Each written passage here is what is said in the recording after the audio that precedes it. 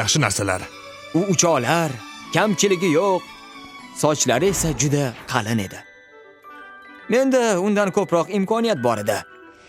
Iqtidorim vayron qurollar ishlab chiqarishda namoyon bo'ldi.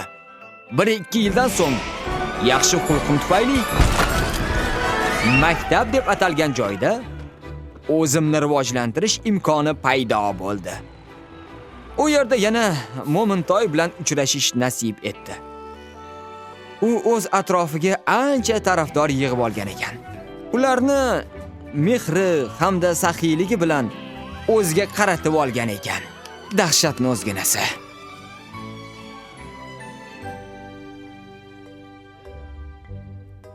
U qo'lidan kelgancha do'stlarini xursand qilishga harakat qilardi.